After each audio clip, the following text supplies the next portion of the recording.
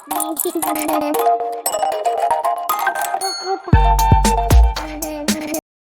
Everyone, इस video में बात कर लेते हैं राजेश एक्सपोर्ट्स की। क्विकली एनालिसिस देख लेते हैं। चैनल को लाइक एंड सब्सक्राइब करना मत भूलिएगा।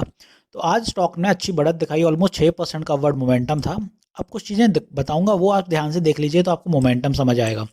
यहाँ पे आप देखेंगे तो ट्रेंड लाइन्स जो आ रही हैं, ये ट्रेंड लाइन यहाँ से बनी, यहाँ भी इसने हर्डल फेस किया था और यहाँ पे भी आज भी वही हर्डल फेस हुआ। तो इंपॉर्टेंट ट्रेंड लाइन है ये।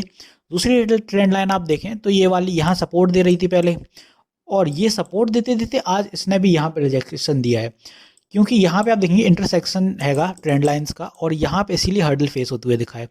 सपोर्ट की बात करें अगर, तो स्टॉक में ये लेवल बहुत इंपॉर्टेंट काम कर रहा है। यहाँ पे आप देखें 338 के नीचे स्टॉक गया नहीं है, सपोर्ट बन तो गया है अपना फाइनली, कि कहीं तो स्टॉक आके रुका है।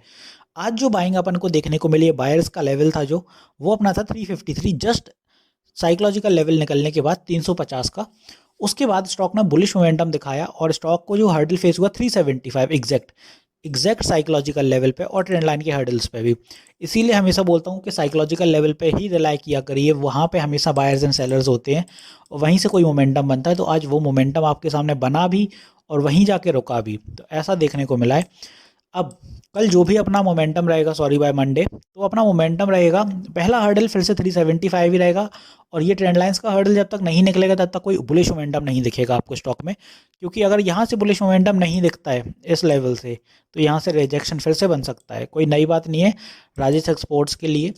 तो यहाँ पे जब तक आप देखेंगे यहाँ पे 376 इवन 377 नहीं निकल जाता, 378, तब तक कोई बाइंग मत करिएगा। ये लेवल जब सस्टेन हो जाएंगे तब फिर अपन को कुछ टारगेट दिखेंगे, अपने को फिर टारगेट दिखेंगे 389 एंड 390। ये सस्टेन होने के बाद फिर अपना जो नेक्स्ट टारगेट होगा वो होगा अपना 400 का, क्योंकि 400 एक साइकोलॉजिकल लेवल है इसीलिए। तो यहाँ तक के टारगेट रहेंगे अपने। इसके ऊपर के टारगेट तब बनाएंगे जब 400 सस्टेन हो जाएगा। तो यहाँ पे आपको शायद क्लियर होगा कि ऊपर की दिशा में मोमेंटम कैसा चलने वाला है स्टॉक का और कहाँ जाएगा।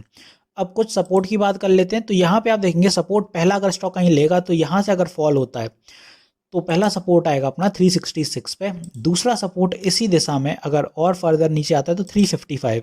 दो सपोर्ट होगा, शॉर्ट टर्म सपोर्ट है, और तीसरा सपोर्ट इसी दिशा में आएगा अपना 350 पे। तीन सपोर्ट आएंगे नीचे की दिशा में ये वाले, और तीनों ही अपने काम करते हुए देखेंगे अगर स्टॉक यहाँ से रिवर्सल दे रहा है, पुल बैक आ रहा है ऐसे में।